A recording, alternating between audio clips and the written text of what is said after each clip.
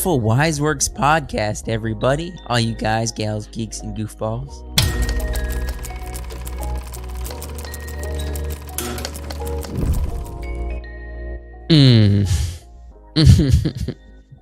Yeah. Yep. Am I missing something? You're supposed to prompt conversation. That's the point. Oh, conversation. That's your job. Yeah, as the host, as the producer. Joseph gave me a like he always be butting in. Like, I had something to say, but I held it in.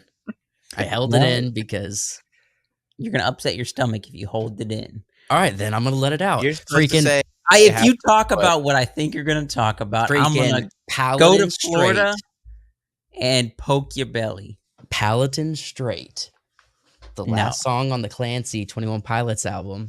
The music video dropped. We're gonna pivot. I gotta say this thing Joe was Rogan. off.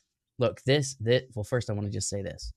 You're not allowed to talk about this. I can do Nobody whatever cares. I want. This video was amazing. All right, and I'm pretty sure it was all volume stuff, but it was very high end production.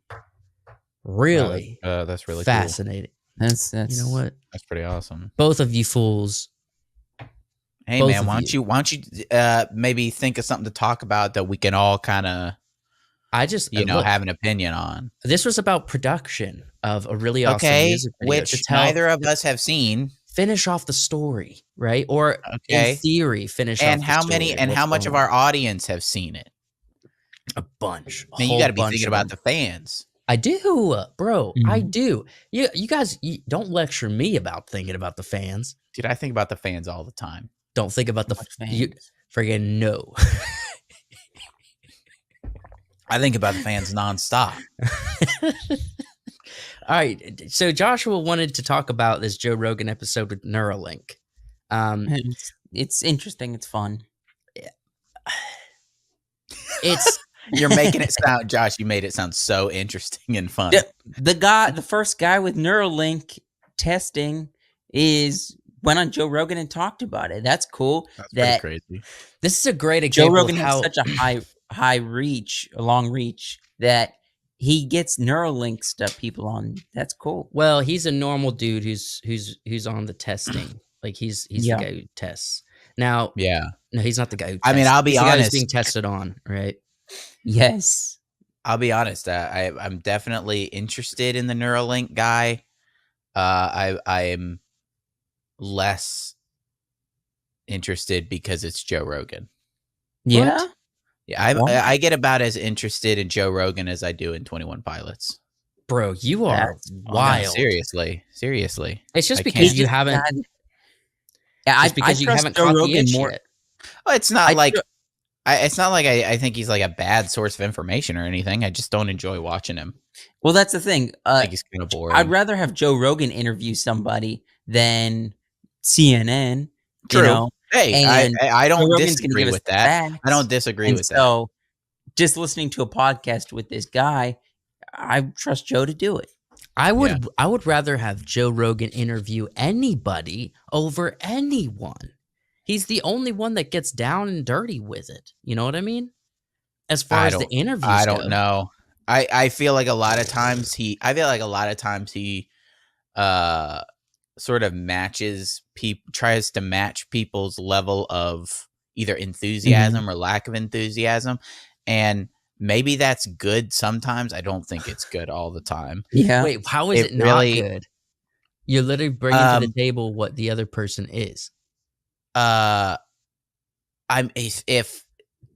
somebody has no idea what they're talking about, he just kind of goes along with it.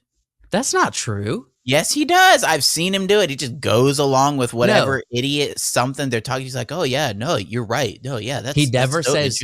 He never says you're right. That's pretty crazy. Oh man, no, why? No, I've been thinking that exact same thing. That's pretty wild. That's pretty crazy. He never says you're right. And I have listened to so much Joe Rogan. I know his tactics because he's transparent with his interview tactics. What he does is if he has on someone silly and they're not an expert in something, but they're just going to have a fun conversation, he lets them just say stuff. But you'll never catch him saying, oh, you're right. Like, you know what I mean? I love how this has Like, become about Joe Rogan's podcast. Freaking This is listen, nothing about the Neuralink. Hey, I'm sorry that I don't enjoy your like red pill guy. Whatever. If he gets someone who's supposedly an expert, he will challenge. He will ask questions and challenge if he's heard something different, and that's why he has Jamie. He always pulls it up. You know what I mean?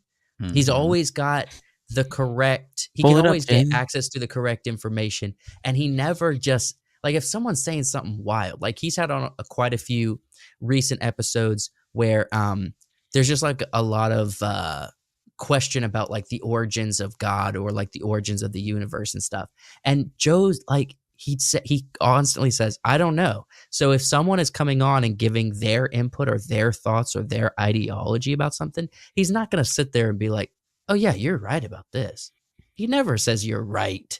He will let you talk and he will give his own input and ideas to build on yours, but he's never over there saying, you're right. He actually usually ends it with like, but what do I know? I'm an idiot. He always includes that caveat. I don't know what you're talking about, bro. To the Neuralink episode. It's interesting because of Neuralink, not because of Joe Rogan. Well, Joe Rogan asks all the right questions because this is a normal dude, right? That sat down with him. That's being tested on. He's not normal because he's paralyzed in most of his body, but as far as his personality, he's a normal dude, right? Yes. And so he's not the kind of guy who's like podcasting or knows how to do interviews. So Joe pulls out the information that's interesting to hear about.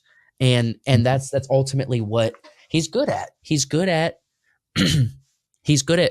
asking questions on behalf of the audience, right? Asking what the audience truly wants to hear, you know? Why he's just looking at me with questions in his eyes. I don't think you've consumed enough. It's hard. I can't. Come on, Josh. Speak with your chest. I want to speak about the actual episode, not about Come on, Joe Rogan. get loud. What is there to talk about? Let's get loud. They talked about it all in that episode. It's interesting Unless that we he pull up talked clips. to the guy instead of like, go and talk to Elon Musk or some of these guys who are designing the Well, he has. Neuralink. Well, he's talked to Elon Musk, but He's talked to Elon Musk a lot about Neuralink. I think it's interesting that since he did that, now he's talking to the guy who's having Neuralink tested on him. Go listen to the episode. Let's move on from this segment. Let's talk about some Queen and Henry Cavill. Queen? You mean the band? Yes. Yes. Because Joseph doesn't get this. Original Highlander. He has not seen... Here we are, born to be kings. Yeah. That's how the movie Queen opens. did the original soundtrack for Highlander. Did you not know that, Joseph? I did. Oh, that'd be an interesting incredible. fact. You should Have you watch not the seen movie. Highlander? Yeah, it's like one of the best movies that has ever been made. Have we done movie commentary on Highlander? No, but that's our next movie commentary. It sounds like that's what we need to do. I mean, I would put it like, Highlander, Lord of the Rings. Yeah.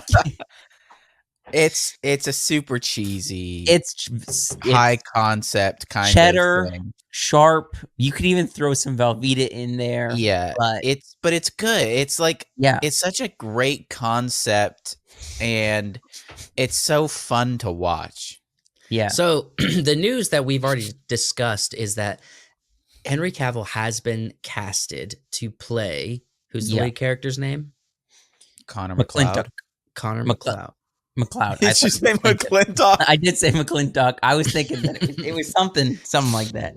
It's Connor McLeod. McLeod. And so Henry Cavill has left The Witcher to play a new kind of swordsman. He's going to be playing a better swordsman. Now, do you think? I think we've already discussed this, but what do you guys remember? What your guys' theories were about if they're going to keep the Queen in there? I mean, oh no, probably not. I wouldn't mind a little homage. Maybe somebody's listening to some Queen on a. They'll probably replace Queen with like Post Malone. Oh, Ooh, that would I absolutely love be. Post Malone, but that would make me mad. What That would makes make me this mad. such great 80s fantasy is Well, we're not in the 80s anymore, sir. listen. What makes this a good movie is its 80s fantasy. Yeah, And the 80s. 80s fantasy was this interesting and strange mix of rock and roll, Mhm. Sci-fi. lightning, and medieval warriors Yeah. for some reason. And they or barbarians, and they, you know, it's that image, right, with the shredding electric guitar and a dude on a hill with lightning hitting his sword, and Yeah. it says like Conan or something on it. It was this weird mix, and the Highlander delivered on all of that. It gives you Queen, it gives you sword fights, it gives you lightning, just like somebody gets his head cut off and then lightning everywhere. Yeah, like a It's preset crazy. of lightning that you could just overlay on some footage. It Be gives you a fantastic. little love story in there, and so Mm. that's what makes it great and interesting. How they'll do this for like a modern movie, I don't know. I don't know how it'll translate. It translated really well because of that 80s aesthetic. Mm. Yeah. So, do you think it's so you just don't have super high hopes for this? No, I've got high hopes. That's not what I'm saying. Look, I got from high what hopes. you're saying, Viz, what you're saying is the 80s made the first one great. Yes. This is not in the 80s This anymore. is not in the 80s. So they will we can make they that will up. need to do something to make it either really grounded Mhm. Mm-hmm. or very 80s. That's your only option. We could- you no, either we go can- real 80s style. I say We could Or- make go like a Stranger Things Highlander. go real grounded and Mhm. make it Well, as It's this. I make thought it the as- story was cheesy. If it's It was. grounded, it then- was a cheesy movie. The story Yeah. is a really great story. Mhm. It's Give a about a quick guy. synopsis. It's about a guy who becomes immortal because he's, for some reason, one of these people that when they are killed, they just come back. He doesn't know why. Nobody really knows why. They just know that they're part of essentially a game where they have to kill the other immortals. Mhm. and they and just keep there's- coming back.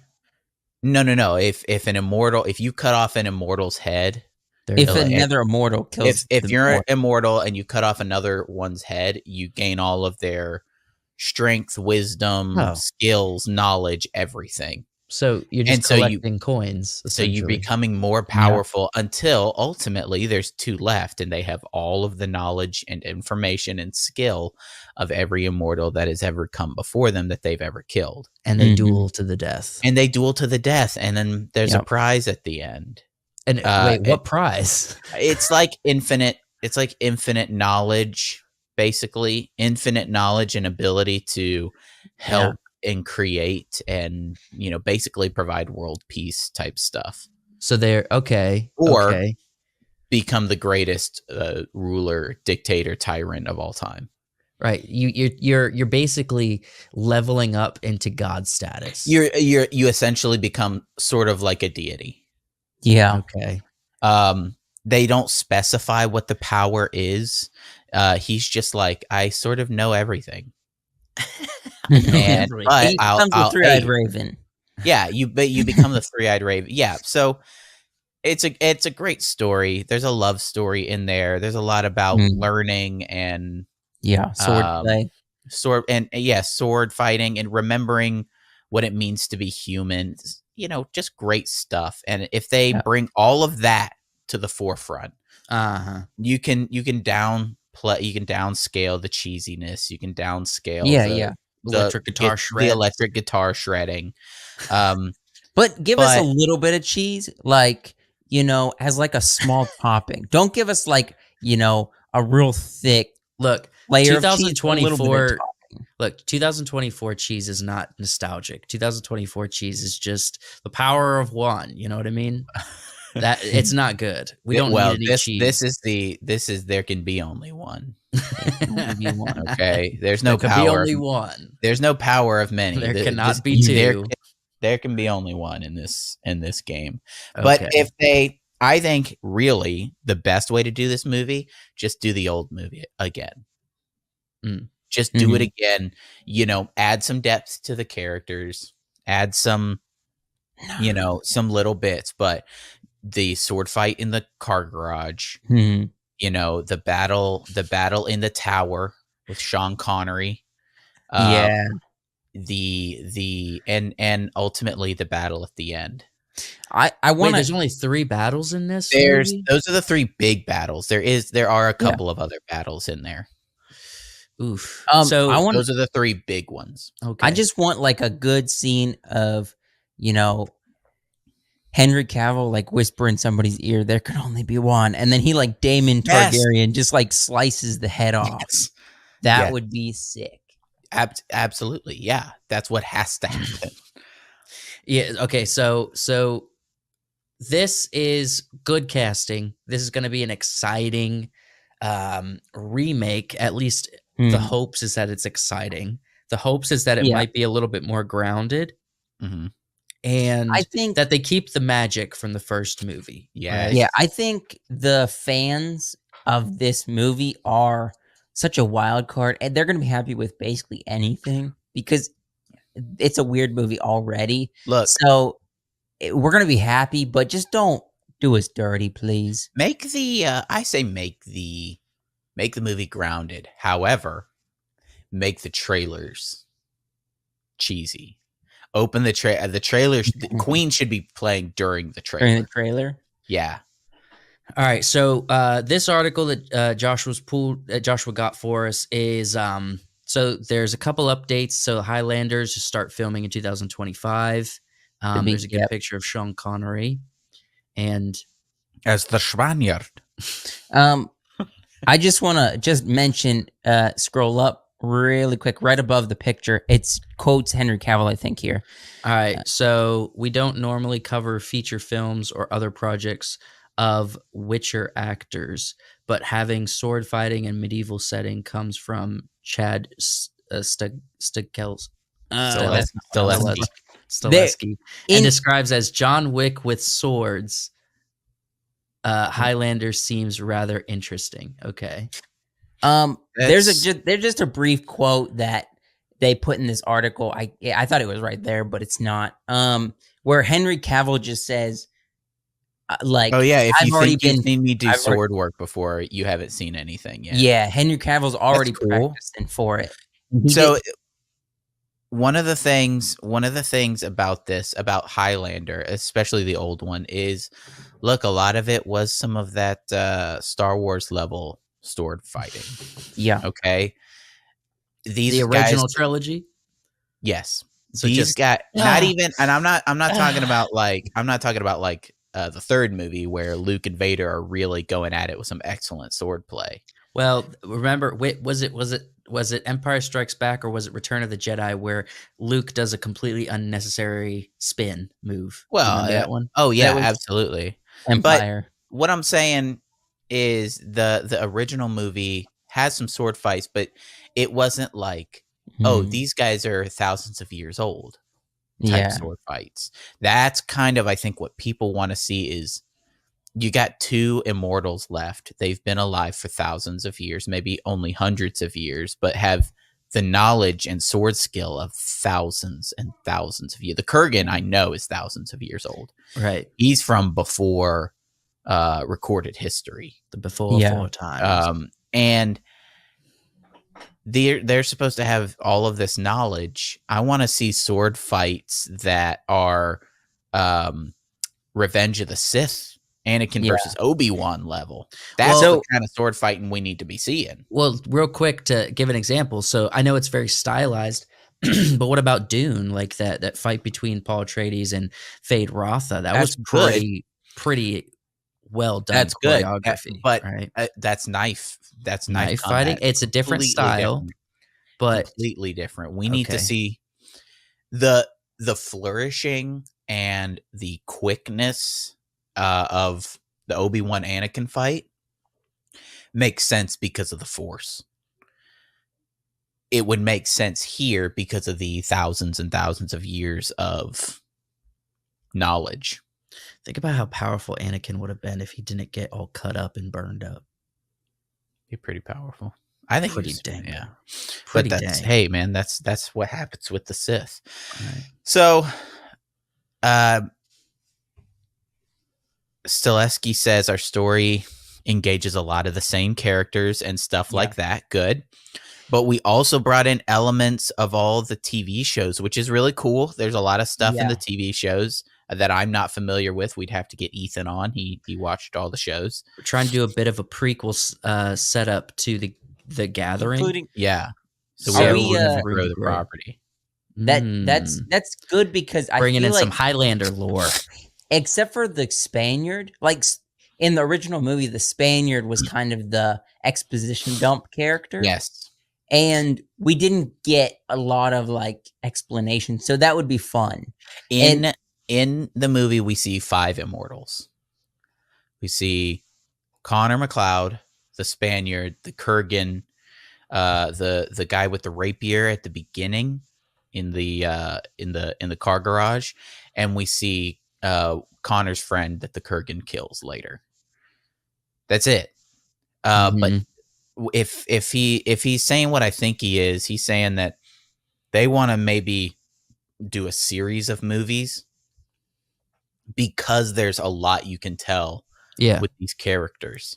And Chad, the director, he's made like it's going on 5 John Wicks. Yeah. So if this really pops off and he does a good job with it, yeah, they're gonna want to do some follow-ups. Make some really cool stuff about immortals and about sword fights and about the Highlander. It's awesome. I want to see all of it.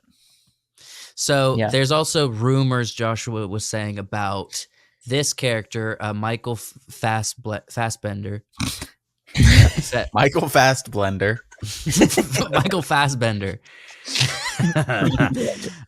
who plays in the recent Ridley Scott film, right? Yeah, he's in a lot of things, playing the killer. Was that a Ridley Scott film? Was The it Killer? Ridley Scott? No, that's freaking. Who am I thinking? I was like, you're right. He was in Prometheus and Alien Covenant. You're right, he was, but no. Who did? I don't want to look it up because I know it. Why does it matter? He's in a lot of things. He's also he played Magneto. He played Magneto in like 5 movies. Yeah, people know who Michael Fassbender. David Fincher. What am I saying? David Fincher. So yeah, we know him. He would be fun for it. Who do you want? They didn't say in this article why, but who do you want to play like the Spaniard? Probably somebody Spanish from Spain. Yeah, maybe not Sean Connery. What about Antonio like we Banderas. could? Look, that's I want off the bat, but my thought was still lingering on Fastblender. The playing the Kurgan. Yeah. The Kurgan's an awesome character, but he is supposed to be like old world European Russian type. He's supposed to be big. The guy who played him last was huge. He's a big guy. Yeah. We need. I don't know that Fassbender is really. I know who should play the Kurgan. A big enough guy. What's his name? Big and tall. Alan Richardson. Yeah, Richardson. Richardson. I thought you were about to say Alan Rickman for a second. No, Alan Richardson. Alan Richardson should play the Kurgan. Yeah, that would be. Pull up a picture of him. He's the guy who plays Reacher. He plays Reacher. He plays. Reacher. He's big. Cavill. And he just did a film with Cavill, so they're on each other's minds. I hate to say it. He's a big guy, but he doesn't give me much emotions, and I know that's good for the Kurgan. That would be great for the Kurgan. I know it's real cheesy, but he does give emotions in Reacher. Yeah, have you seen the? Did you see the Gentleman? No, not yet. But I'm sure but I did see. The Hunger Games Part 2, and he played one of the tributes in that. Yeah, and if you've seen any of Blue Mountain State, then did you know that really? He is extremely expressive in Blue Mountain State. He played one of in the second movie where they bring back all the existing victors. He plays like the District 1. Yeah, the Victor. big guy. Oh, for real? I didn't know Yeah. that. But no, you're right. That But would he's be pretty young incredible there. casting. I didn't realize. young. Like Fassbender's good. Fassbender would be another great immortal, but I think Richardson and Cavill as the protagonist and antagonist. Yeah. That would be really awesome. That and would he be look good he casting. looks like he could be old world Russian, like one of the Definitely. axe and knife men. When I see him, Bronze I feel Age, like dude. he's the type of guy that just, gets up and takes his baby oil and just like puts baby oil on his Immediately. skin every time he wakes up. I did go ahead and follow him on Instagram because I'm like, look, as much as this guy's controversial with some of his political although he's a Christian, even some of his spiritual beliefs, right? I will say, I'm a fan. Yeah, he's I'm a fan definitely of an interesting guy. Yeah. I'm a fan of Alan Richardson. So that would be better casting for. But I mean, acting wise, I'm not mad I know at Fassbender can do it.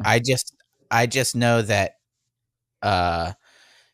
one of the things about the fight is Connor is not nearly as big as the Kurgan, and that makes it awesome. It's Luke versus Vader. Well, yeah, you but know?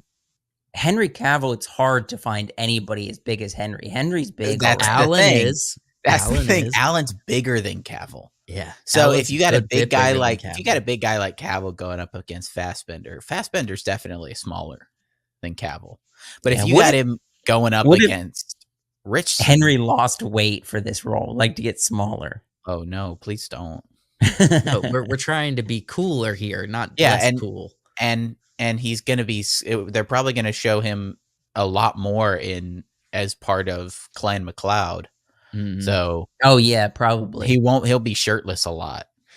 Tell me, Probably. so if you guys were to sum up, kind of like in one word, what's like the vision for this remake? What's so taking the original Highlander? I know you talked about like capturing the magic of the first film, but if they were to do like they're adding lore to this, they're not adding. What's like the one they're including, right? Yes, from a couple of different sources, capitalizing on the lore that they give. So number one, the Gathering, where as time goes on, immortals are drawn close and closer to each other to eventually fight. That's the Gathering. As right. As time moves into the modern age. And then I want to see all of the years of immortals. I want to see, more interactions. I want to see what exactly is what I want. I want to kind of, maybe not exactly. I don't want it explained that much, but I want a little bit more of the quickening is what it's called. The quickening is kind of the powers of the immortals. Like when they sense another immortal. Like and sense them. They don't need to eat. They don't need to sleep. They're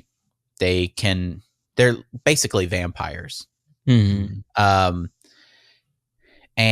then when they cut off another one's head and they absorb all of their knowledge and everything, I want to know maybe a little bit more about that.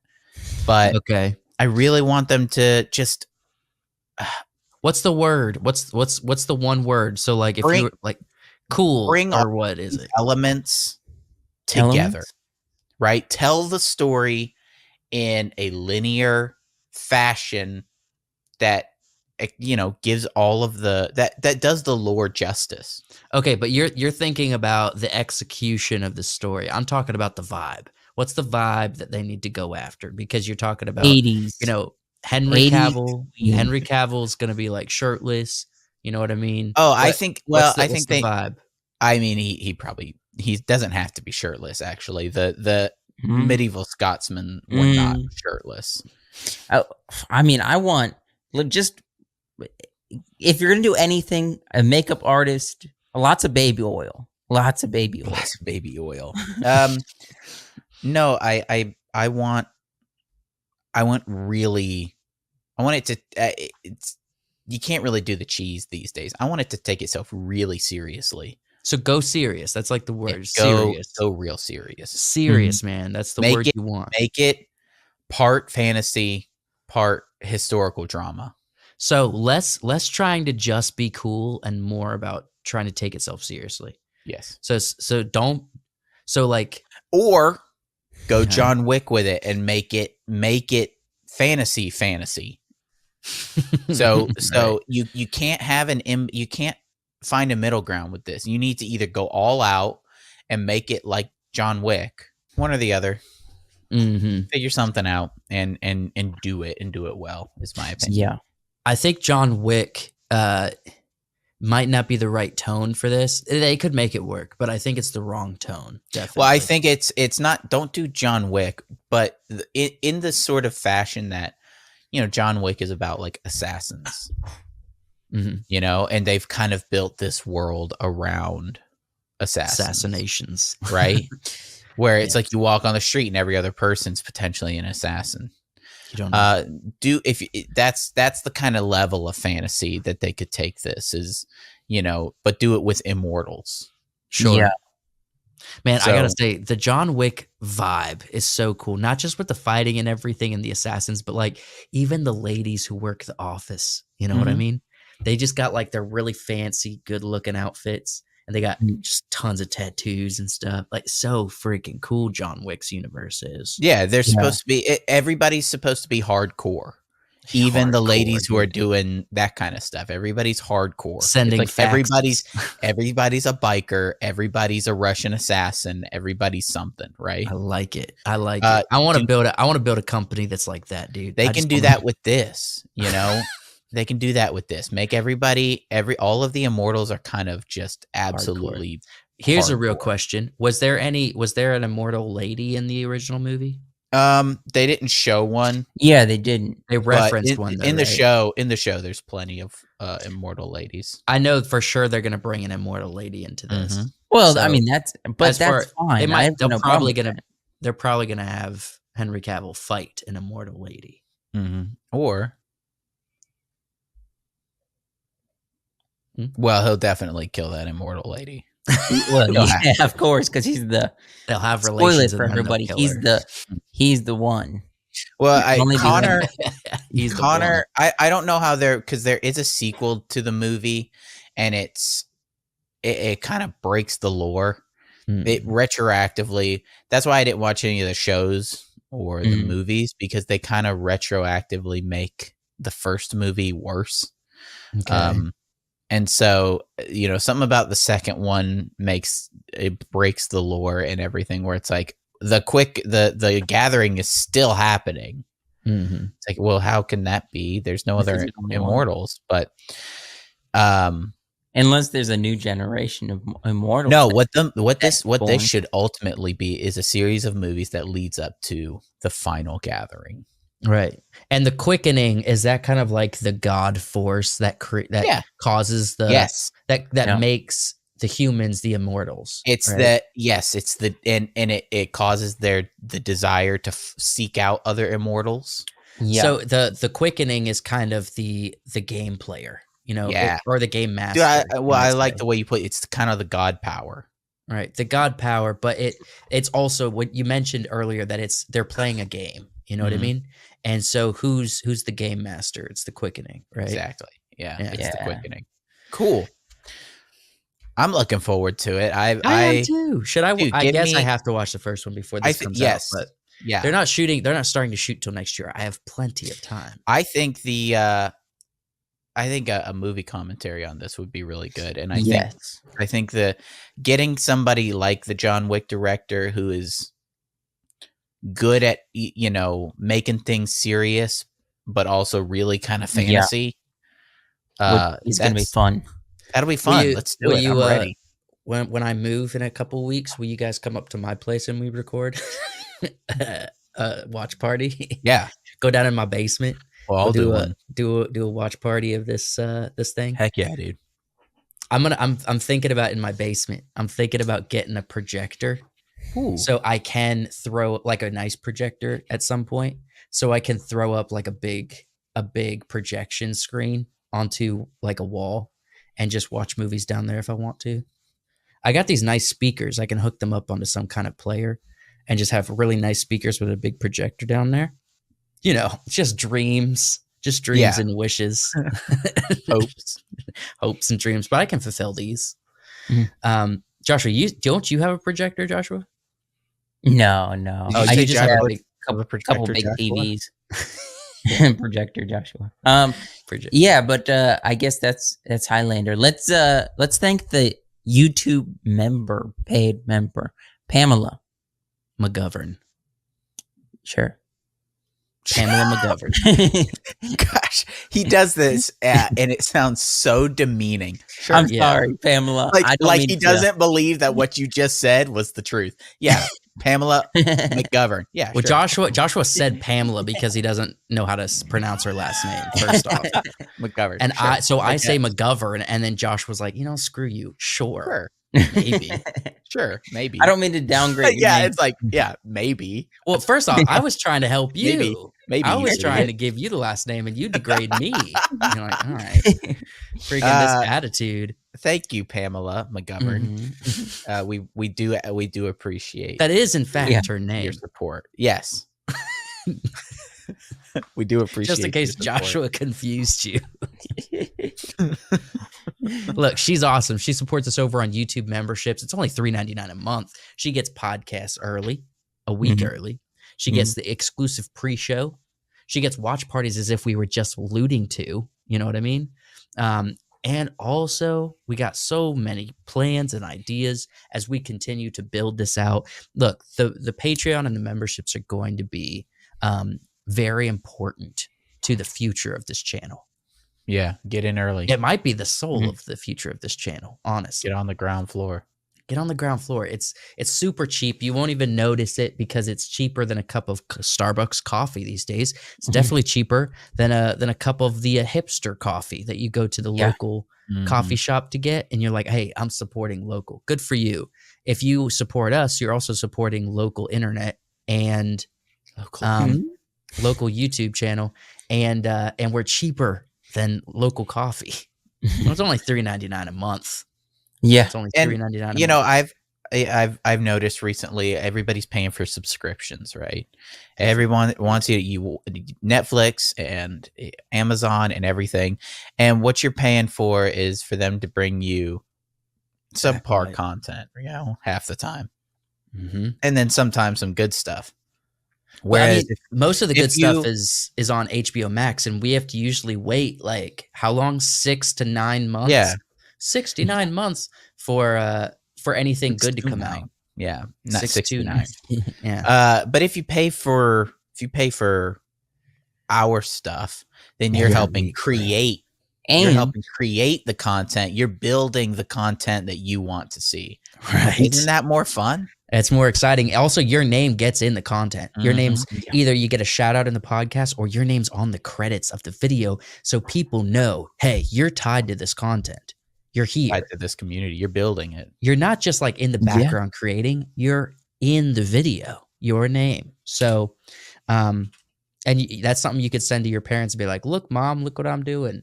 And all you have to do is just support us. $3.99 a month.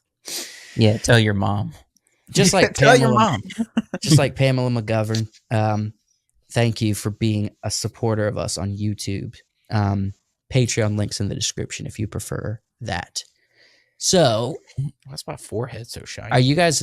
So you're not going to let me talk about 21 Pilots at all this episode? No, please don't. No. You're not curious? I beg of you. I beg of you. No, we don't care. Please. But here's why. Here's why. I beg of you. Here's why. It's because we will sit here and be like, as you talk and about 21 Pilots, and look, I love your enthusiasm. No, you don't. Never doubt. Hate it. I love your enthusiasm. You hate it. But it's not as fun, I feel like, for the viewer if you're talking and we're just sitting here like, and we can't even respond. We'll be like, here's the thing. We'll be like, yeah, that's pretty cool. Here, this is how I see it. Is we just talked for like man, 30 minutes straight about Highlander. Yeah. There's going to be a handful of people that watch this. That's never Some seen video Highlander, myself content. included. Our movie production, where YouTube, where we talk about movies, we're not allowed to talk about a movie. I'm trying to talk about the production in a music video. First off, Yeah, but I mean, if it's just you talking about it, Yeah, but I Make your talked own about video. Highlander with you fools and showed so much interest for 30 minutes straight. you did an hey, amazing. have you guys heard about Blade? They're doing a new Blade. Have Hold you heard on, no, about that? hold on. We're not moving on just yet. Hold on. You did, and you showed interest because it's an interesting topic that we can all talk about. I can't talk about it. I literally asked questions so I could learn. Right, and but understand. we can't talk about 21 Pilots because we're not interested in 21 Pilots. I wasn't interested until Highlander until the end of our 30-minute conversation. Now I'm interested. That's the point of the conversations. It's Maybe not at the same. end of a 5 It's minute. not the same. It is the same. It's not the same. No, it's not. the same. It's No, just it's not. you are It's stubborn. movie and production content versus music video content. Music video production content. Yeah, for a band that neither of us are. It's like, not just listening production. to and enjoying. It's telling a narrative story across 4 albums, That's awesome. Make a video about 5 albums at this it. point. Make a separate video about it. I don't want to make a whole video. That's about great. it. Awesome. Make a separate video about it. I want to talk to my friends about my interests and enjoyments and things I'm excited about. I'm not trying to downplay. I'm trying to be honest with you. We're not going to give you the kind of interaction that you need. You're just going to be talking even fake about it for me. No, not anymore. I'm sorry. Not anymore. I would be willing to argue you never have. I've tried. No, you haven't. No, you Not haven't. anymore. Not anymore. I'm not trying to break your spirit here. It's broken. Consider me busted. Let's move on to Blade. Blade is doing another Fantastic Four. What do you mean by that? Yeah. I love that he asks himself, "What do you mean? What by do you that? mean by What that? do you mean by that? So let me pull up this article real quick. Sorry. Where's the article at? There it is. Oh, I'm at the bottom of the article. Yeah, so it looks like they've lost another actor. And They also lost the director recently, right? yeah. And so It sounds like doing they don't this have a thing. movie anymore. is Jake Gyllenhaal gonna play Mr. Fantastic or not? We don't know. Jake Gyllenhaal gonna play Blade. Yeah, maybe that'll work out better. No, we would have an uprising Let's in just Hollywood. get Wesley Snipes back, and it'll just be like it'll be like a 4th movie. And Look, I and it's don't old. mind. I don't mind this actor. What's his name? Well, who was it that they lost first off? Mr. Fast Blender. Aaron Pierre? Aaron Was that it? Pierre. Was that it? Wait, so Hollywood by reported out another one of the cast members who was appearing alongside Marshall in the title role has abandoned ship. Lindo joins former co-star Aaron Pierre, director Yang Demenge, previously director. Yeah. Oh, so they've lost 2 directors since they originally announced and cast and hired the directors. They've lost both of them. Now they've lost Aaron Pierre, who's going to be an actor in the show, right? Or in the film. Man, I love Blade so much. It's so sad. I love Mahershala. I think it's a strange pronunciation. Mahershala Ali. He's a great actor.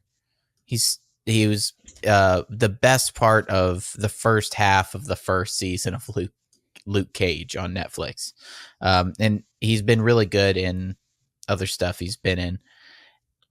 It seemed like a great casting, but honestly, if I were him, I'd be getting out. Where have I seen this guy before? Aaron. Do I know him? He's hitting you with one up. Oh. It looks like a book. That looks like a book photo when you open it up and there's the inside slat. Why is he trying to rizz me up in this picture? Yeah, bro. Why is he trying to get my number? I feel. What What's has he been the in? one where he's wearing? Oh, scroll up a tiny bit. Wow. What? The one where he's wearing a white. Right down one. This dude look hella gay. This? Yeah, click on that. I think I've seen that. Is that something that I've seen? Hold on. Aaron Pierre joins cast of MC's reboot. What was that? That's from Old. Is it? Old. Okay. Yeah. Okay. Yeah, that's Old. So M. Night Shyamalan's old film. So he was in that. Yes. That's probably where I've seen him before. This dude wears eyeliner for show. No, he's like that one dude who just looks natural. No. Yeah, this guy's not wearing eyeliner. No. That dude just has dark features. Just dark feature, bro. He just said like You're really getting a giggle out of this. These are like the gayest photos I've ever seen. And gay dudes don't take photos this gay. Look at him. He's like, bro, he's trying to be hard in Hollywood. he's just mogging. What is hard in Hollywood? What is that? What's the term for like that's a contrasted idea or that doesn't work? I don't know, but hard in Hollywood is not a great. It's Wait. definitely not where you. I'm telling you, these are ideas like hard and Hollywood. You can't put them together. Oh, it's an oxymoron. Oxymoron. It's something that directly contradicts. Exactly. Itself. Yeah. Exactly. Yeah. Hard in Hollywood is an oxymoron. That's what I was trying I like to say. Right. No, hard in Hollywood. Yeah, you got to be soft in That's Hollywood. You're not only soft, you're betas. This dude's definitely. I mean, he's clearly like a very physically fit and muscular, kind of traditionally like masculine looking dude. But dang, these photos are soft photos. Yeah, These are some soft photos, my dude. All right. So let's get back to this article. So let's see. So you wanted to point this out, right, Joshua? Well, I was just gonna while we're talking about it, they're changing a lot of stuff.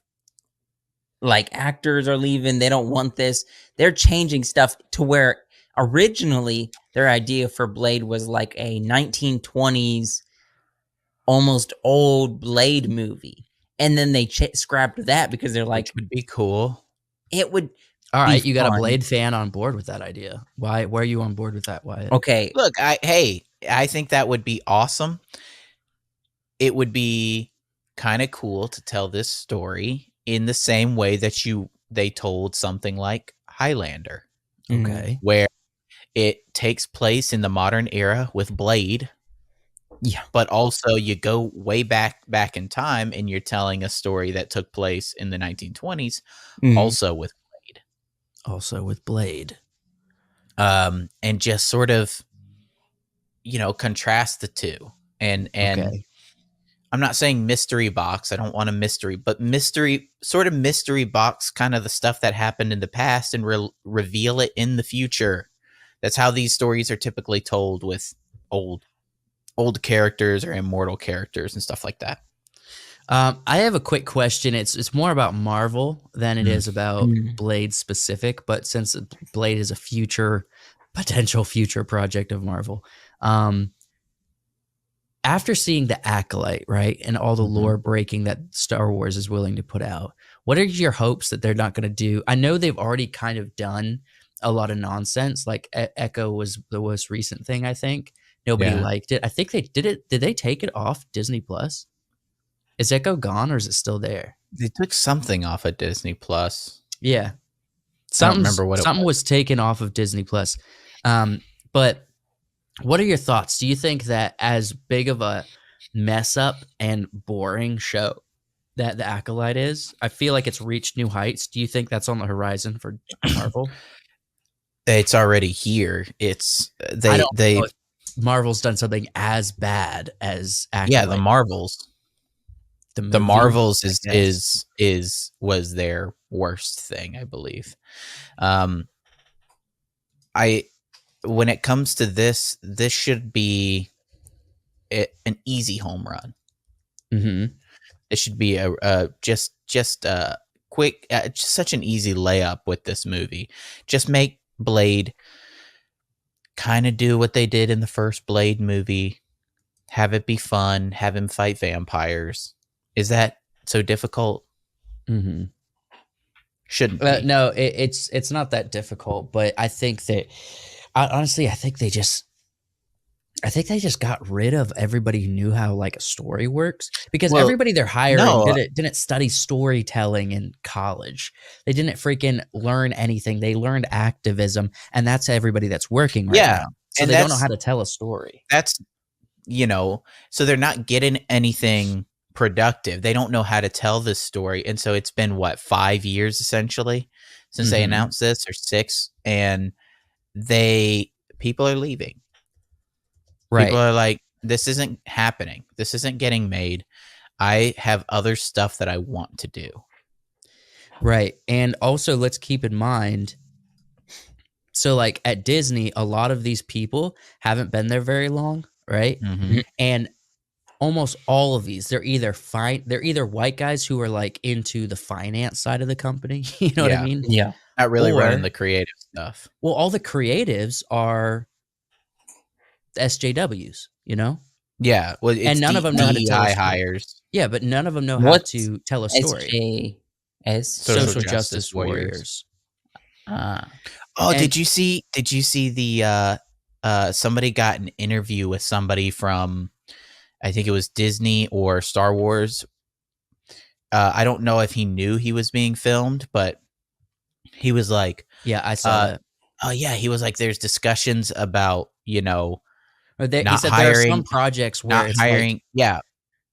He basically straight said, white dudes. He said there's certain projects where there's no chance we're going to hire a white guy. And he said, do you say that in like, is that an unspoken thing? Like that's like an unspoken, like there's not a chance. He's like, sometimes it's spoken. Sometimes it's spoken. We just say we're not hiring a straight white guy. He said there's no chance we're hiring a straight white guy for some of these projects. That was pretty wild to me.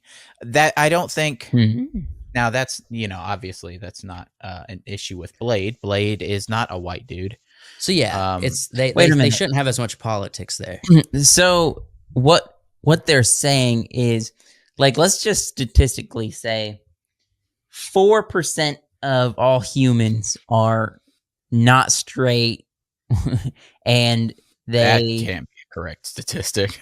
It's pretty low. That's not right. It's pretty low though. Like we think it's a lot more because it's being pushed in our face, but like the people who actually aren't straight white guys it's pretty low statistically. And what you're saying is they're the only ones they're not getting hired. So we're only hiring like 5%, whatever the statistic is, of all human beings for these. Oh yeah, it's all Hollywood to. people. It's all California people. Yeah.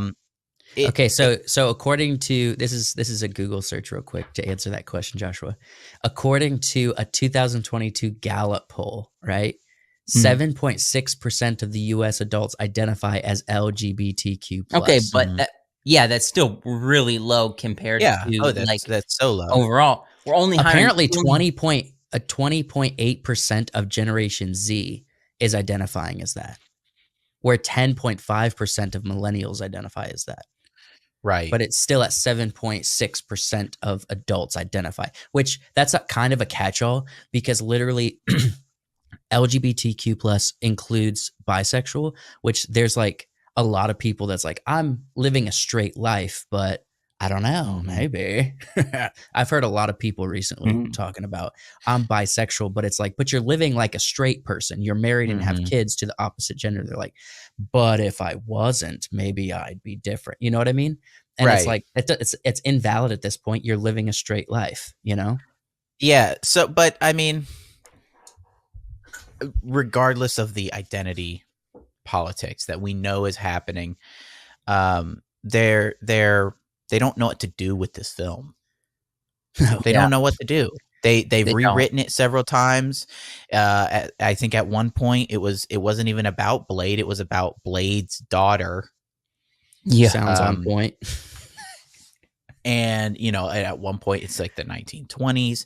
I want this to either It doesn't- never happen it or needs to be be the simple. next Madam Web. It needs to be simple, dude.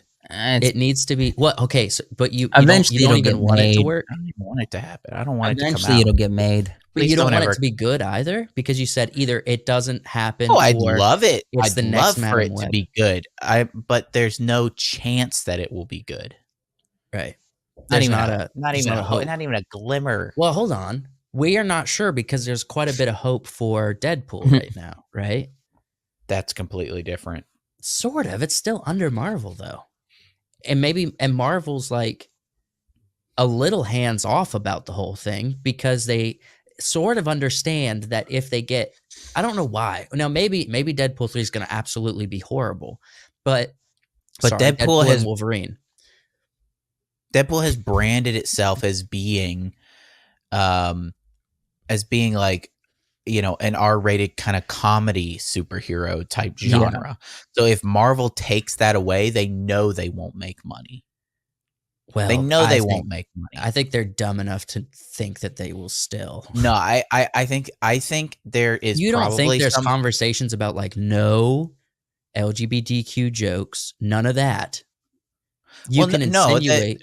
Deadpool has been like they've been pretty open with LGBT stuff, even in the talk second about one. jokes. Talk about real. It won't be raunchy about jokes that. about It'll be Marvel jokes.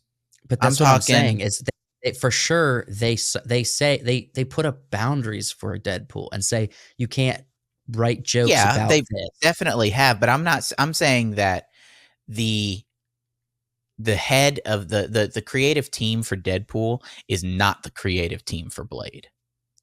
The people who are creating Deadpool, I think Marvel's probably given them a little bit more leniency because Deadpool needs to be Deadpool.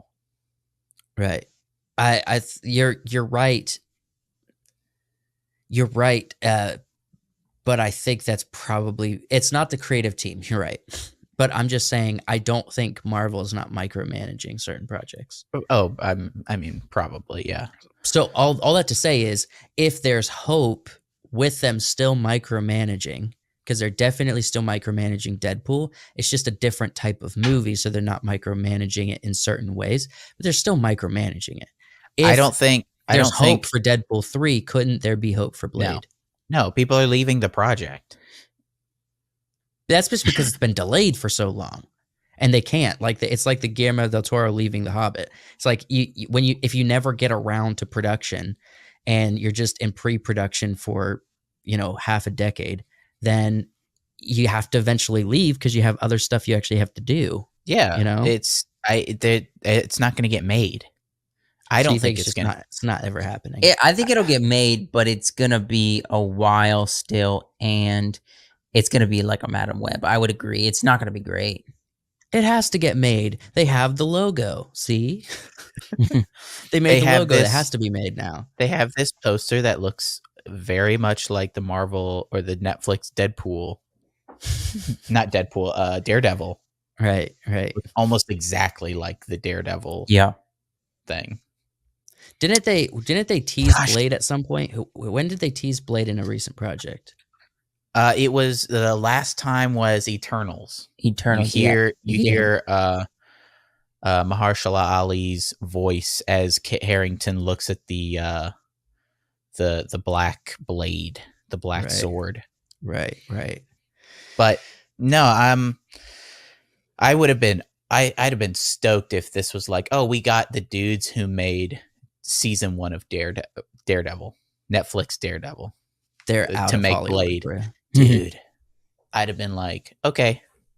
That they ridded themselves of anyone who knows how to tell a story, or they nerfed them hardcore. They nerfed them to where they don't know how to tell a story no more. That was good, but then they just ruined it in the Hawkeye show. Yeah. Oh man, Daredevil showed up in Echo. I don't Did mean you know that. Yeah, I think I didn't watch Echo, but I heard about it. Yeah, he showed up in Echo. That's wild. It shouldn't be that way. And She-Hulk. Right. Yeah. Right. He did show up in I feel like but that was a courtroom. I feel like I had to, right? Yeah. He had to show up if it's courtroom stuff. Daredevil is this character that we almost thought Deadpool was going to be, of this character that just shows up in movies, but it's not like a prominent character, just like guy has a cameo. Almost like we want, like Stan Lee used to be when he was still alive. He just showed up in like this small scene. We wanted that to be Deadpool, but it's kind of what Daredevil is now. Yeah, and it's not a good way of doing it. No. Okay, I'm not even going to get into this. I don't know enough about the comic book lore of Marvel, and I do think it is a bit scattered. I don't think there's concrete lore in Marvel like there is concrete lore in like Star Wars or Lord of the Rings, right? Well, concrete. Saying Star Wars lore is concrete is it's a lot more concrete than Marvel. A lot more concrete than Marvel. Yeah, well, I mean they've redone Marvel a couple of different times and have a lot of like different stuff. What's up? Show is or any IP is not is concrete at this point, because even well, I was about to say even Rings of Power is being changed. No, Rings of Power is not lore. But it's being made. It's being made. It doesn't matter. It's not. They're spending hundreds of millions of dollars on a nothing burger because it's not lore. It's just not, and it's never going to be accepted as lore. It's not lore. They have the one. It's not. Okay. The only one doing it right now is House of the Dragon. Right. Sort of. They're the only ones kind of saying lore consistent with the universe, with the books. With House of the Dragon, they have to add a good bit because there's not a lot to the books, to these stories. Yeah, they got to add or subtract, and that's fine as long as they remain consistent with the world. Yes. Yeah, just give us like a couple years if they ever make like a Jon Snow or all these other shows that they're teasing or wanting to do. Just give Jon us Snow is not. I think did they cancel Snow? Yeah, they canceled it, but they talked about making it. So if they that wasn't even, there's not a book for that, so there would be completely made up, right? I know, that's what I'm saying. If they do end up making another show, then we'll start seeing the inconsistency. So no, you can't say that Lord of the Rings is consistent because they're currently making a show that's breaking the lore. Yeah, no, I can say it's consistent because there's nobody. Look, the lore exists according to the original author and the fans. It doesn't exist to who owns the rights right now. No, but your original question was who's making a show that's lore consistent, not Lord of the Rings. That's not. I was asking what story has concrete lore. I'm not saying no, that's show. not what you said. You said what show? You said what show is being made that where the lore is concrete. Well, then I must have misspoke because I was asking what story. You did misspoke. I did misspoke. What story has? That's all. Why I wanted to hear was you say that you misspoke. Just say that you misspoke. Wyatt, Wyatt, freaking know it all. Anything else we want to talk about regarding Blade? No, let's other than that there's no hope on the horizon, and it's there's no hope. They're ice skating uphill. That's what they're doing. Yeah. Yep. So all of Disney's doing. Before we get to the last topic, I'd like to bring up a couple things. Okay, as long as it doesn't involve 21. No, I've tried that. I've tried it twice. I tried that. So first off, you guys heard there was Sir Ian McKellen went to the hospital this past week. Did you see that? Yes. Didn't see that actually. He took a tumble. He took a fall. He fell. Not to make light of the situation, but he fell. The internet went on the memes instantly. It's like, so I think it was during a stage play or during a filming of something. He fell and it was a pretty bad fall, and so they took him to the hospital. I don't think we have an update. I'm sure by the time this comes out, there might be an update, but there's also other news that Donald Sutherland, he passed away this past week. Away at like 88. Oh, which really sucks because I really wanted to.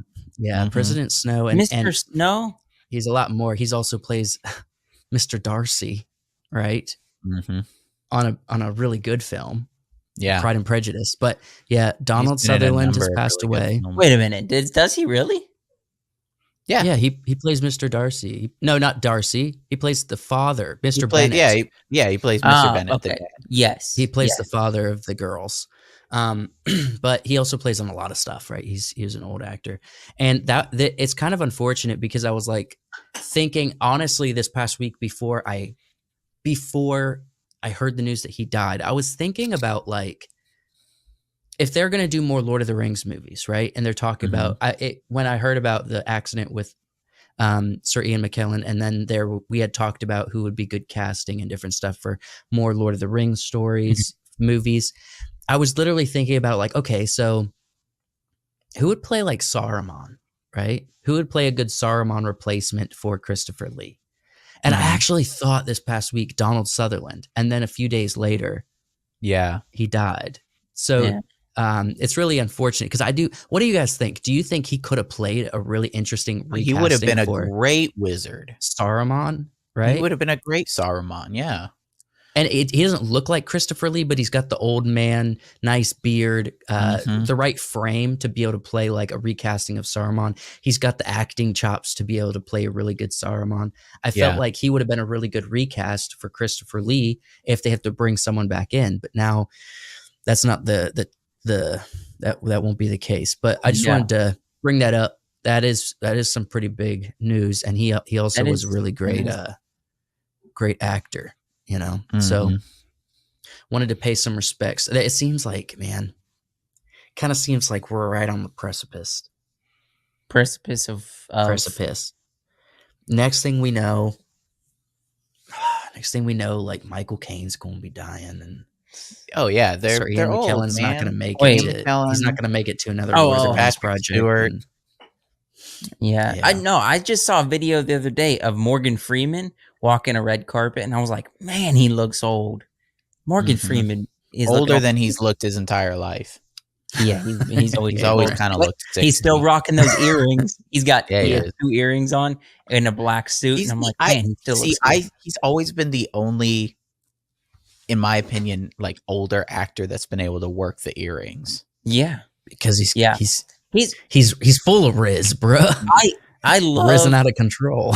I love Morgan Freeman, and so I'm not saying this in a negative way. I love the stuff that he's done, but he's not the guy who's going to be playing Blade. He's not his face compared to like the guy who's playing Blade. It's always kind of looked a little bit, not symmetrical. He's got his imperfections, but we still love Morgan Freeman for who he is. He's so recognizable. I think is incredible, and his performances have always been really incredible. Also, his narration work and his voice is going to transcend time. It's going to be popular for the next 100 years, right? Oh yeah. So Morgan Freeman's voice, obviously, it's been duplicated by other humans and AI and software that literally is on the internet that you could find to get a good narration of Morgan Freeman. So can we very few people will have the legacy, the fame and legacy of Morgan Freeman. Very few, dude. Very few. It's going to be a big deal when he passes away. And unfortunately, he keeps raising the flag about constantly making racism an issue in Hollywood, and no one's listening. They're just like, okay. Nobody's listening to him. He's been raising that flag for like 2 decades. He's like, stop. If we stop talking about it, it goes away. Everybody, if we stop talking about it, it goes away.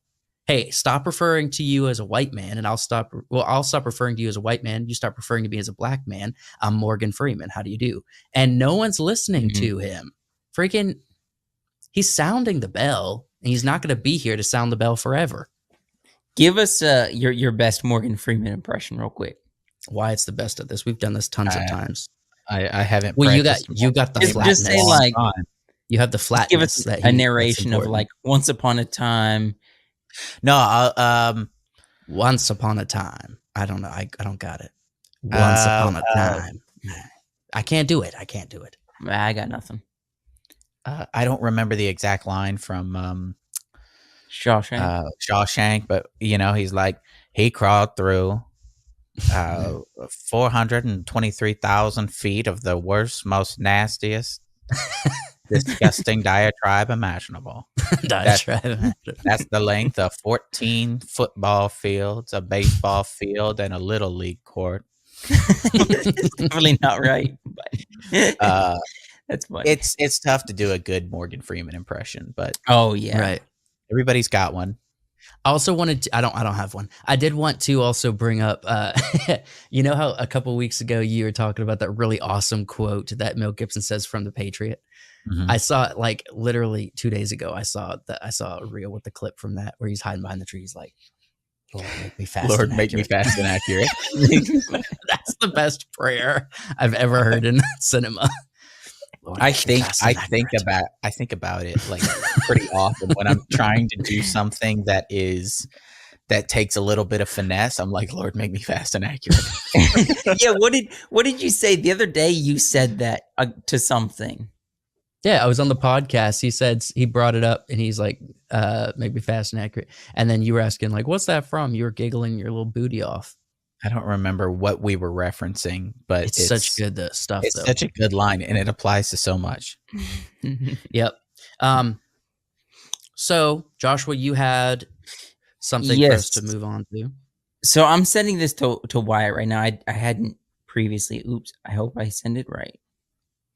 Oops. Wait, how come you didn't put it in the slides so that we can read it from here? We have to read it off our phones. Yeah, and are there slides? It's text. I don't know how. I don't know how I could have done that. Go to my slide because I generated these cool looking. Oh, those are pretty sick.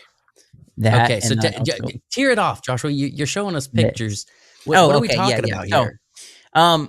So I a couple weeks ago, I showed Wyatt this already, but a couple weeks ago, I was thinking about. I think I've talked about this on the podcast before, where I just roughly came up with an idea for a Godfather type script, where it's not so much about the Godfather. It's about this gentleman who has to go and get permission from the Godfather to get revenge on his brother. Yeah. So just a little scene, if you will. Reminiscent of a Godfather scene. Right. So I did once, and I had this idea, and so I put into Meta AI, and I said, write me a screenplay for this story, and I just gave it a very brief synopsis of a brother going to the Godfather to get permission to get revenge for his death. Okay. Is I think what I put. And AI called it a brother's plea. A brother's plea. Yes, it gave me a little bit. It didn't give me a lot, but it gave me the one section, one scene, and then I had to put like continue this screenplay, and it would give me a little bit more, and I could just continue it. I will say this: reading what AI gave me, maybe it's not perfect, but it did give me some ideas on like how you could write this story. I think it would be from like, let's just read it, and then I'll go into what I feel like AI prompted me and gave me some ideas of what I wanted. So which Godfather? Let me make sure I sent Wyatt the right thing. Okay, so we're gonna read the screenplay, right? That's the whole premise of this. I really love how this image tried to give everybody Vito Corleone's mouth. Yes. With the cotton in it. Yeah. Who do you want me to be in this script? Because we have a few characters. How about Joseph plays the Godfather? No, I'm not giving you. I'm not. Wyatt, you can play the main character Marco, and then I'll just play everybody else. All right. Am I old world Italian or new world Italian? Marco is the guy asking permission. He's like a young guy. I feel like a young character, new world. A younger Italian man is what I would say. So new world. Really quickly, Joseph, can you send the stuff to Wyatt really quickly, because I've got it. Well, no, I sent you two things. I didn't. There's three of them. There's supposed to be three, and I can't. I think I might have accidentally sent you out of order. Me all three. I got one. I got 2. Let's see if it breaks. I guess I only have 2. So Yeah, you need can the you just- third one? I think I accidentally sent him the first and the third one. I could be wrong about that. I'm trying to figure out what I sent him. I should have done this beforehand and sent Wyatt. Yeah, bro. What's with Yeah, the but this lack is of all- preparation? it's all fun. It's all We part were of the talking process. about 21 Pilots is why. Shut up. This is not my didn't. fault. Yeah, In fact, actually, I think by the very definition, we were not talking about 21 Pilots. We Yeah, were talking we about you did. not wanting me to talk about 21 I Pilots. did my very, very best and greatest to avoid talking about it. Okay, Wyatt, tell me, is this the one that you don't have? I sent you the second one. Let's see. How does it open? Let's see here. Logistics. So there's 3 different versions of this, Joshua? No, Or it's is this all the same 3 one? different scenes. That's It's the 3 first different scene. scenes. It's like first scene, second scene, third scene, and it kind of progresses the story. That's the first scene, Joe. I've got that one. Okay, well, it looks like Joshua sent me the first scene twice. Okay. All right, so Not Joshua's. All right. Okay, so this is the second one. Here's the continuation. Okay. So Wyatt, tell me if Okay, this is the one you got. So it starts out, Marco, Godfather, please avenge my brother's death. That's the first one. Yes. That's the first thing anybody says. Then the second one, it comes in, gives his introduction, and then it says, Don Vito. It gives us some. It says, Don Vito, you've proven yourself, Marco. Oh my gosh. You're ready to take on more responsibility. This is so okay. freaking confusing. So what I sent you is not the second one? That's Just the now? second one. Okay, so Brother's Plea. And then the next one I have is here's the continuation, Act 4. And it says interior, rival families hideout. So Act 4 is the last one. Let me just send it. Let me create a group chat and send both of you fools. I've got all 3. They're just in different parts. So is Act 4 the last section? Okay, what I'm about to send you is the last thing that I got. All right. Okay. 1. This is 1. I just sent it in a group chat. Yeah, that's Okay, that's 1. This is 2. awesome. I'm sending just Seth 2. I don't. This is mean to. awesome. I'm definitely editing this out. I love it. No, leave it in. It must stay in. This is the stupidest thing to listen So to. that should be in order now. So there's only 2, not 3. No, there's 3. There's 3. 1, 1, 2, 3. Yes, I sent it to the group chat now. So right. that's how it should all be in order from 1 to 3. Okay. But it's only Okay. two threads. It's 3 threads. It's in the group chat now. Go to the one that's Seth, Wyatt, and All right, I'm on it. yes, that's what we're gonna do it in order. Okay, so I'm the Godfather. And Wyatt is Marco, and I'm gonna play basically everybody else. All right. So Who's let me reading give some, the action? Who's reading the action? I mean, I can. There's a good. You got to bit, read though. it with So, intrigue. You got to read it with intrigue. All right. the brother's So AI plea. script. A brother's plea. Yes. There we go. A brother's plea. Maybe you can cut out some of that because we're getting all the logistics. We see a luxurious mansion dimly lit. The Godfather Don Vito sits in a chair, surrounded by his loyal guards. Marco, a young man, enters the room, desperate and determined. Godfather, please avenge my brother's death. He was murdered by the rival family. Who was responsible? Their boss, Victor. He killed my brother in cold blood. Why should I get involved in this matter? Because you're the only one who can help me. You're the only one who can make them pay for what they've done. All right, calm down. I'll take care of it. But remember, revenge comes at a price. Are you prepared to pay it? I'm prepared to do whatever it takes. Good. Luca, take care of it. Luca, a loyal guard, exits the room to carry out the orders. Cut to. Yeah. Wait, hold on. Rival families hideout night. Luca and his team infiltrate and take out Victor and his men. Okay. Cut back to the Godfather's mansion. Nice. That was a much longer scene that had a lot that happened. It was just the AI. There was intrigue, there was build up, there was music so inflections. Much that happened. Right. Okay. All right, kids, keep going. Marco returns grateful. Thank you, Godfather. Thank you for avenging my brother's death. Yes. Remember, Marco, revenge is a never-ending cycle. Be careful what you wish for. And then it fades to black. No, you missed it. You missed. Wait, what?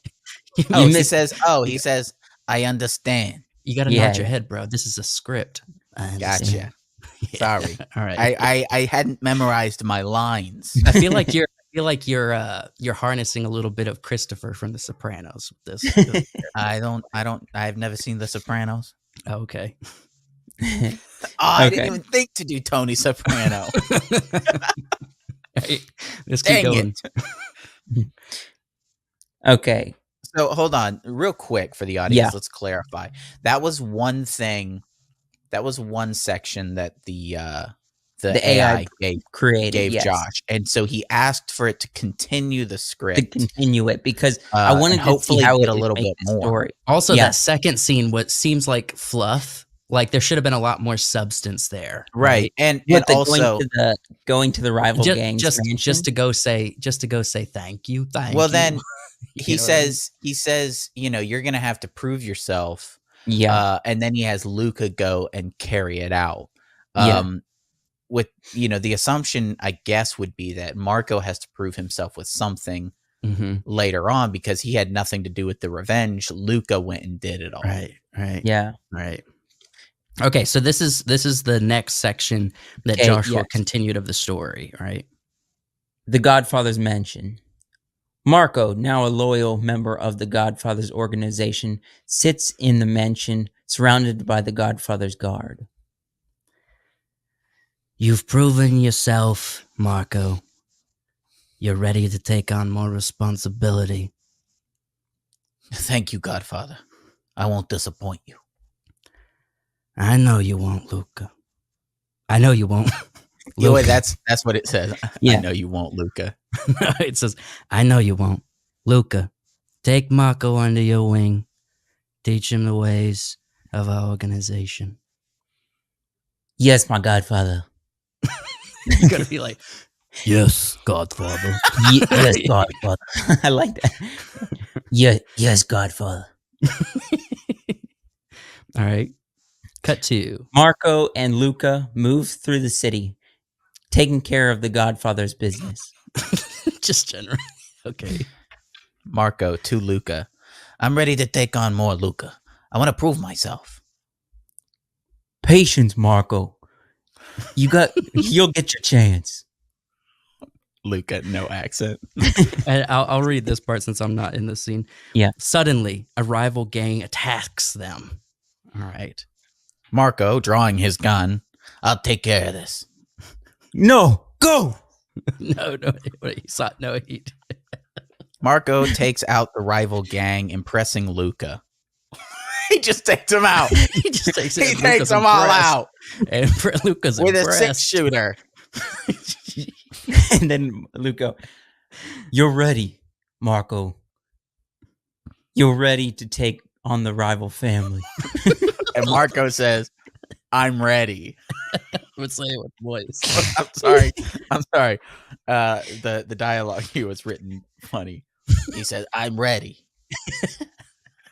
All right, so there's another continuation, right?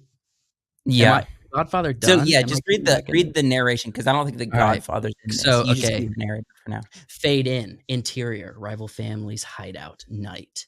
Marco and Luca lead a team of the Godfather's men in a raid on the rival family's hideout. So to Luca, Marco says, "I'll take care of Victor." Go. Marco confronts Victor, the rival boss. Okay, Joseph, play Victor real quick. Okay. I don't think he's a lot. Doesn't have Here we go. I gotta get into a new person. I'm gonna try to do the offer guy. All right. You think you can take me down? Marco, determined. "I know I can." Marco takes out Victor, solidifying the Godfather's power. I just came in. The governor's You think you mansion. would take me down? Yes. Pop.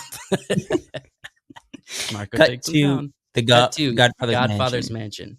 The Godfather sits in his chair, surrounded by his loyal guards. Marco enters victorious. All right. Here we go. Well done. Wait, hold on. I'm losing it. Well done, Marco. You've proven yourself yet again. "Thank you, Godfather. I'll always be loyal to you." I know you will, Marco. You're like a son to me. And that's it. Fades to black. I had to spice it up there because they just repeated a few of the Godfather's lines. So I had to add in the yet again because there wasn't. Yeah, there but it's a wasn't that screenplay. there. You can do that. You can kind of give your flair to it. So I would say that the This is poor. It loses it after you ask it to do more stuff. It's like it has Luca be like, "I think you're ready," and he says, "I'm ready." Yeah, Right. It's very he plain. says, It loses a little bit of the dialogue. However, I will say that as far as setting up like a scene, you know, it does the bare minimum for giving characters their turn. Yeah. So a little bit of a back and forth, and then it says, and then something happens, right? Which is what you want. You want there to be back and forth between characters, a little bit of a dialogue, and then you want the action. And I'm not talking about shoot 'em up action. I'm talking about the action of the scene. It's like capitalize on the previous dialogue. If you're gonna build bare bones, which typically if you're building the bare bones of a story, then you don't include the dialogue right away, right? You typically are outlining and creating the skeleton of your story, so you're following the first, third, and second acts, and you're following the movement of the story. It did give me that too, and I sent that to you, Joseph. That was one of the things I sent you. We didn't really go through that, but the point of that is that this doesn't feel like a screenplay. This feels like an outline. Yeah, it definitely feels like so. You know so, what I mean? like for example, when it says, you know, he's like, "I'm going to take care of Victor," and then he has Victor. It says he gets Victor. Right? It's like he has Victor now in his clutches, and Victor's like, you don't have the balls," and he's like, "I do have the balls." The only thing that makes us feel like a screenplay. He kills Victor, right? Yeah, that's what I'm saying. Is there's a dialogue, and then there is an action taken, sure, based on the previous dialogue, which is that's your basic outline. It feels like. Well, I was going to say the only thing that makes us feel like a screenplay is at the beginning of a scene, they have interior rival families hideout night. You know what I mean? So that's the only thing that makes it feel like a screenplay and the back and forth dialogue. But that's it. I would say I'd be very interested to see what some other, what like ChatGPT or what the Bing one how they would write this story. I because we've already, I think, established that meta is fairly repetitive. It seems like it's still essentially building what it feels wants. like it's an infant. Yeah, it feels like an infant. It still feels like it's still building kind of its informational system, Right. and almost I will using Facebook to do that. I Right. will say though, so originally the idea was like, oh, this guy, it shows him, he goes to the Godfather and asks for permission and then so forth. But it did spark a thought of, what if we almost did it, the story became almost like the first Godfather. It's, you see the progression, the downfall of Michael. At the beginning of the first one, he doesn't want to be the Godfather and he goes off to war, so he's not close to his family. And then he kind of gets pulled back in and ultimately becomes the Godfather because it's just one step after the next. I think when this script, it sparked an idea of like, now he's a loyal servant of the Godfather. It says that in the second portion, the beginning. And it's almost like, what if we told a story like that, where this guy is the muscle and like he's killing people left and right for the Godfather. And then it's like a flashback and it shows him, he was just a young guy who wanted revenge for his brother. But then he got lost in everything the Godfather wanted him to do because he just wanted to avenge his brother. I'll kind say of the Godfather story. I'll say that the lots of gang stories kind of start. A lot of gang stories have that sort of narrative where you have a character who just sort of needs something. They go to the gang. They essentially end up joining the gang, and then it becomes like you said, it's one step after another. If either of you, I don't know, did either of you watch The Gentleman? Yeah, the show, TV show, on Netflix. Yeah, that's essentially how it starts. He goes back home. He kind of has to take steps to get rid of this criminal element involved with his family, and then it's one step after another until he sort of starts getting more and more involved in the gang. And yeah, it's a great storytelling element. And it's definitely interesting that the AI sort of picked up on in the most rudimentary way, the way that would work is like, yes, if you're killing somebody for the Godfather, naturally you're now, kind of part of, you're one of his men. Joshua, since this was a scene that was you kind of envisioned in your head a little bit, how you think? I'm assuming it didn't do justice by you. I see a cat in the background. That's funny. Okay, I'll stroke it like the Godfather. No, not so much. It's just, it gave us basic dialogue, and it sparked an idea of how you can write your story, of how I was saying, like the downfall and like him being like the muscle for the Godfather. But then you do a flashback and it's like, oh, he didn't want to do that. He just kind of got roped into it because he wanted to get revenge for his brother. That sparked an idea. He roped me into this. He roped me into this. That just like sparks an idea of, I wouldn't say use the AI to write your scripts or all this, but maybe it's good at sparking ideas of how you want to write this story. Just imagine these guys pointing at each other. He roped me into this. He roped me into this. High level Godfather-esque gang of guys, but it's all built on he roped me into this. Well, that one roped me into this. It's somehow built up into this organization of Mr. Meeseeks, of guys just getting roped in. Of Mafia Meeseeks, yeah. Mafia Meeseeks. Meeseeks, that's funny. It's definitely really kind of a fun way to keep testing AI.